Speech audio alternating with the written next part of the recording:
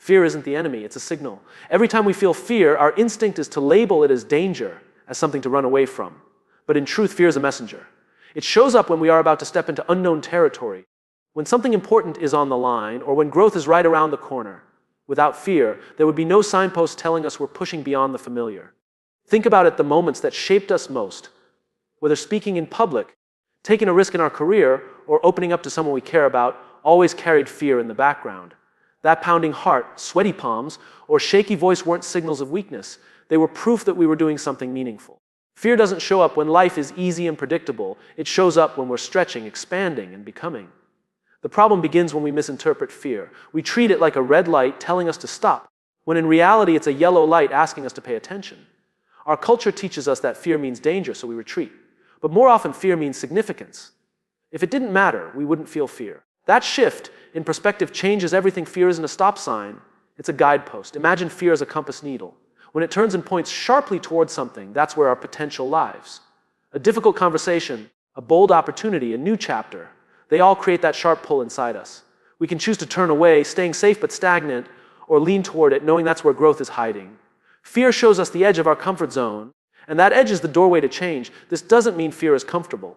Quite the opposite. The discomfort is part of its purpose.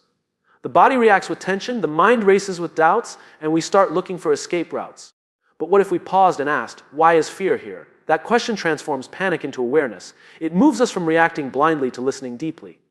Fear in this light becomes less of an adversary and more of a teacher. Children know this intuitively. They climb, stumble, fall, and get back up again. Fear warns them of risk, but it doesn't paralyze them. It pushes them to test limits. As adults, we forget this. We seek certainty and control, building lives designed to avoid fear.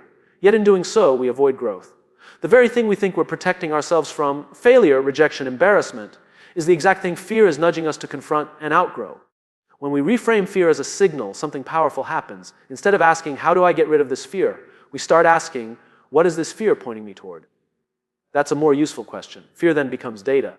It tells us where to focus, where to prepare, where to lean in. It tells us what matters most.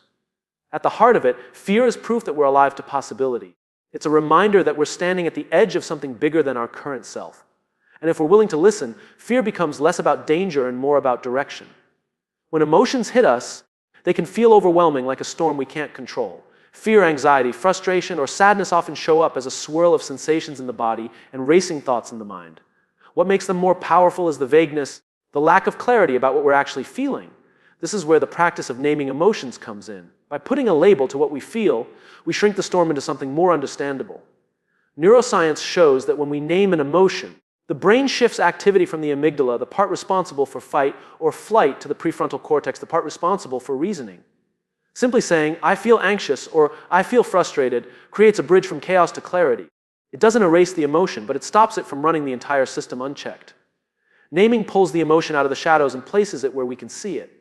Think of it like turning on a light in a dark room. Before the light, every shadow looks threatening.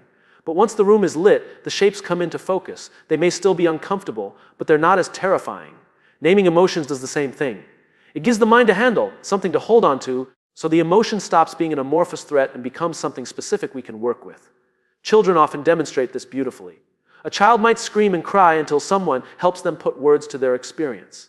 You're angry because your toy broke. The moment it's named, the intensity starts to fade. Adults aren't much different. Our outbursts, panic, or withdrawal often come from emotions we haven't named. Once we label them, we can begin to respond instead of just react.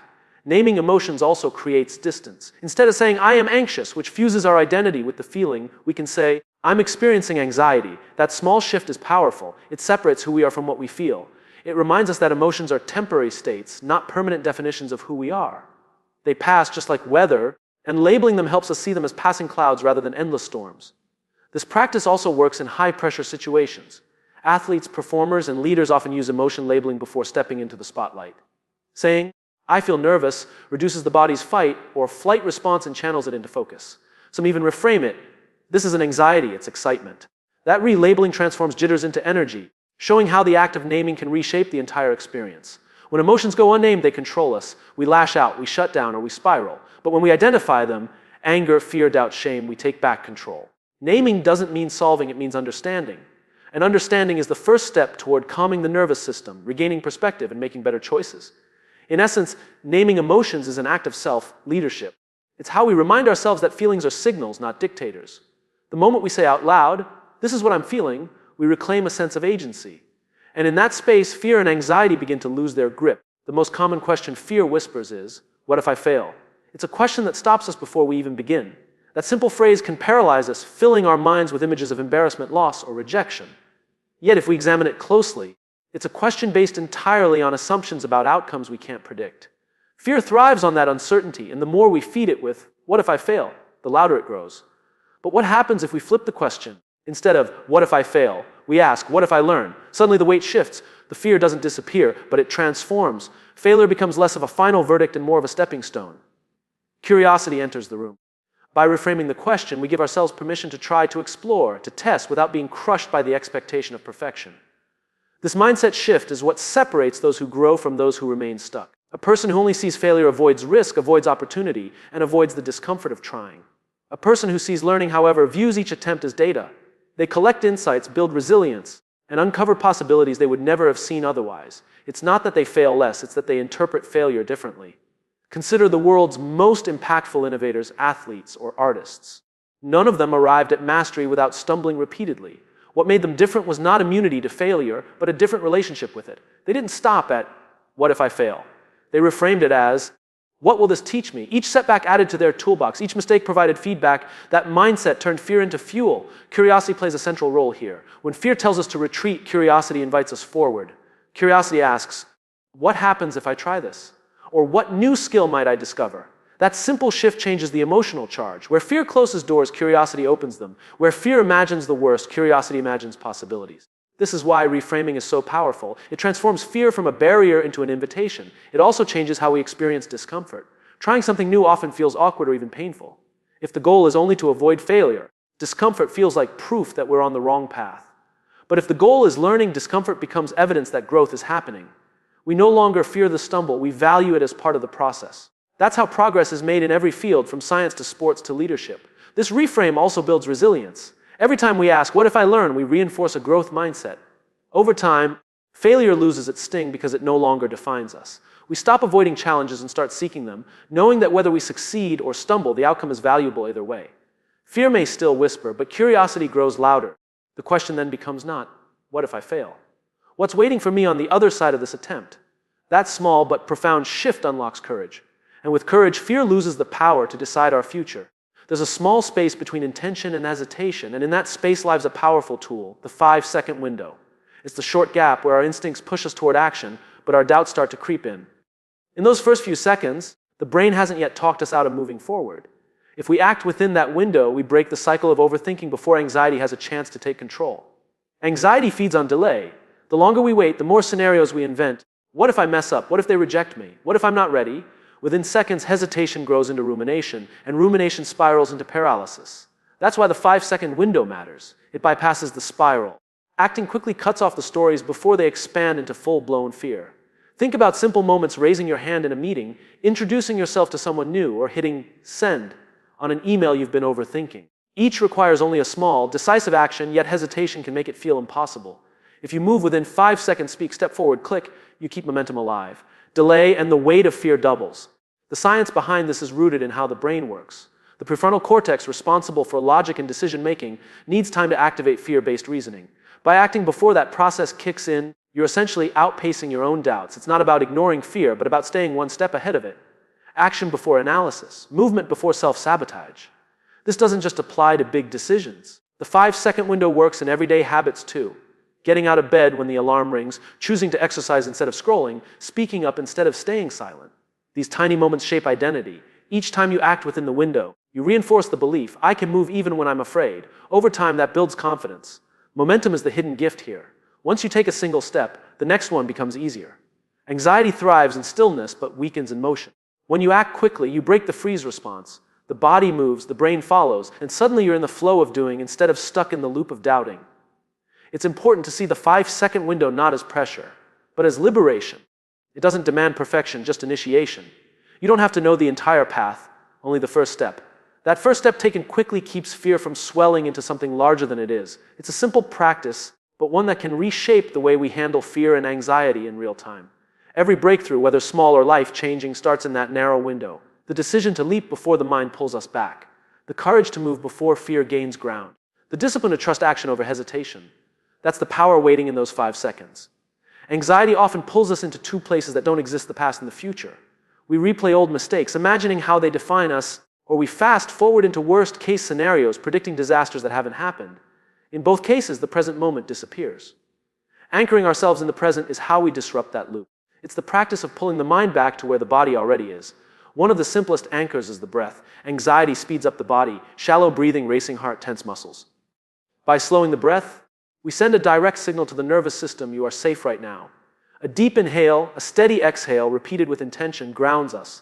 It doesn't erase the problem, but it creates enough calm to meet the problem with clarity instead of panic. Another anchor is the 5 senses. When the mind spirals into fear, bringing attention to sight, sound, touch, taste, and smell interrupts the cycle. Naming 5 things you see, 4 things you hear, 3 things you feel, 2 things you smell, 1 thing you taste, this exercise roots you back into the reality of now.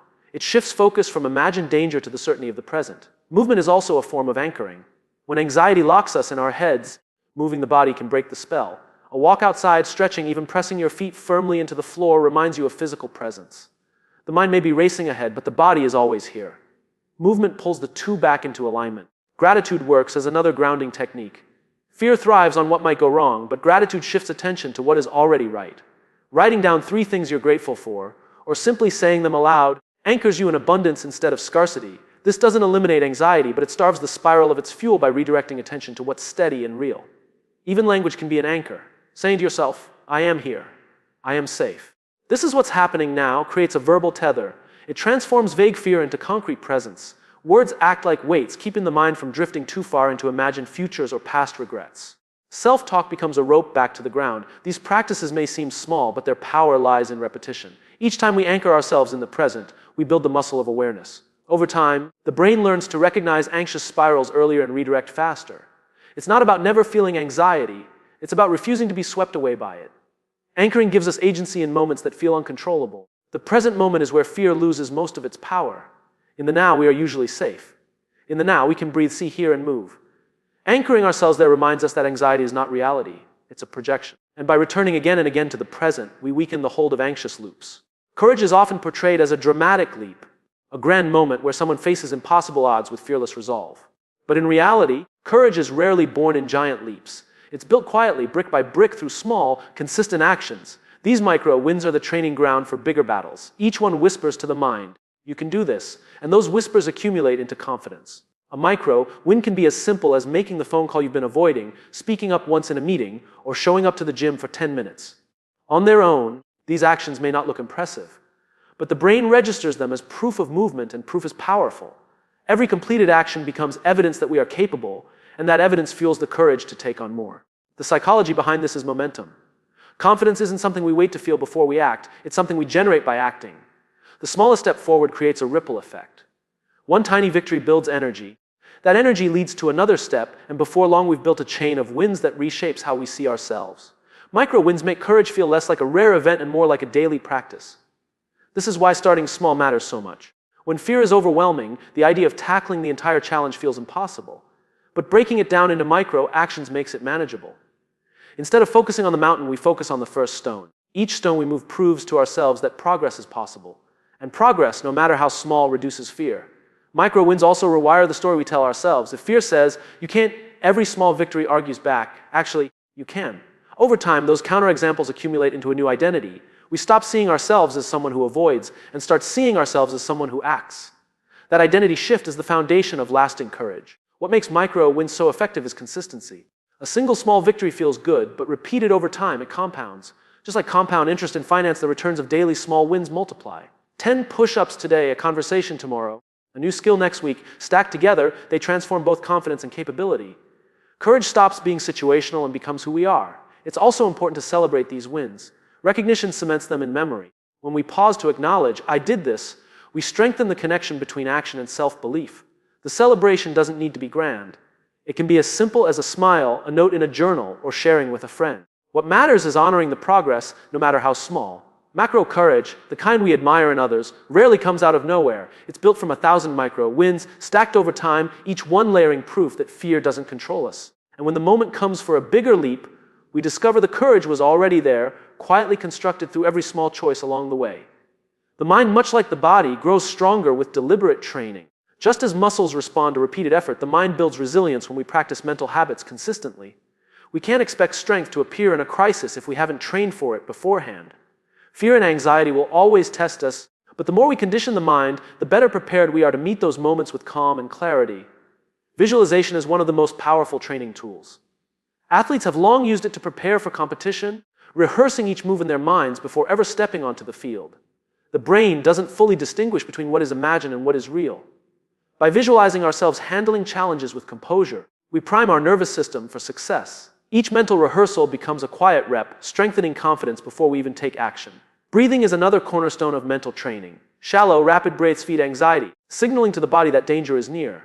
Slow, deep breaths reverse that signal, activating the parasympathetic nervous system and restoring balance. A few intentional breaths can lower the heart rate, quiet racing thoughts, and bring us back into control. Practicing these techniques daily ensures they become second nature when stress arises. Gratitude functions as a mental reset. Fear and anxiety focus our attention on scarcity, loss, and danger. Gratitude interrupts that cycle by shifting awareness to abundance, safety, and possibility. Writing down even 3 small things we're grateful for each day builds a habit of scanning for the positive. Over time, this rewires the brain to balance its natural negativity bias, leaving us more resilient in the face of setbacks. Training the mind also requires consistency. Just like exercise, the benefits don't come from doing it once, but from repetition. A single breathing exercise may calm us in the moment, but daily practice transforms it into a reliable tool. Visualization before small challenges builds skill for larger ones. Gratitude expressed regularly becomes a natural lens for viewing the world. These practices compound when repeated. What's important is starting small. Just as no one begins by lifting the heaviest weight, we don't need to meditate for an hour or write pages of gratitude each day. Even 2 minutes of intentional breathing or jotting one note of appreciation is enough to begin building strength. The goal is progress, not perfection. Over time, the mind adapts and capacity grows. Through this training, fear becomes less overwhelming. We may still feel the initial surge, but we also know we have tools. Visualization provides mental rehearsal, breathing restores calm, gratitude reframes perspective. Together, they form a toolkit for resilience, practiced and sharpened long before fear shows up. That preparation is what allows us to meet anxiety with steadiness instead of being swept away. The more we train the mind like a muscle, the more we realize resilience is not an accident, it's a discipline. It's the result of choosing day after day to strengthen the inner world just as deliberately as we strengthen the outer one. Many people believe courage means being fearless, but that's a myth. Courage doesn't erase fear, it coexists with it. The presence of fear is not a sign of weakness, it's proof that something matters. If we waited for fear to vanish before acting, we'd never take a step forward. Courage begins when we decide to move even while fear is still in the room. Fear doesn't go away simply because we want it to. It's wired into us, a survival mechanism designed to keep us safe. The goal isn't to eliminate it, but to learn how to carry it. Courage is the act of acknowledging fear, feeling its weight, and choosing to move anyway. That decision is what separates growth from stagnation. In fact, the most courageous people are often the ones who feel fear most intensely. They don't deny it, but they refuse to let it dictate their choices. They step on the stage while their hands shake. They launch the idea while doubts still whisper. They have the conversation with their heart pounding. Fear is still present, but so is motion. This forward motion is what builds strength. Each time we act in spite of fear, we create evidence that we can. That evidence stacks up, gradually making the next step easier. Fear may never leave entirely, but its grip loosens as courage grows. It stops being a wall and starts becoming a familiar companion we've learned to walk with. There's a paradox here. Waiting for fear to disappear makes it bigger, but moving with fear makes it smaller. Fear thrives in stillness. When we avoid, it expands. When we engage, it contracts. That's why forward motion is so powerful. It interrupts fear's cycle and proves through action that we are more capable than we thought. Consider moments of personal breakthrough. Rarely do they come when everything feels safe and comfortable. They happen in the trembling, uncertain steps forward. Whether it's speaking truth, taking a risk, or beginning something new, those moments don't happen because fear was absent, but because courage was present in spite of it. Courage is not glamorous in those moments. It often looks messy, awkward, and imperfect, but motion is what matters. A shaky voice is still a voice. A hesitant step is still a step. The more we practice this, the more we realize fear and courage are not opposites, they are partners. Fear alerts us to what's meaningful, courage carries us through it. Over time, we stop measuring progress by how little fear we feel and start measuring it by how consistently we move despite it. Fear stays, but we get stronger. That strength is the essence of courage, not the absence of fear, but the choice to keep walking forward alongside it.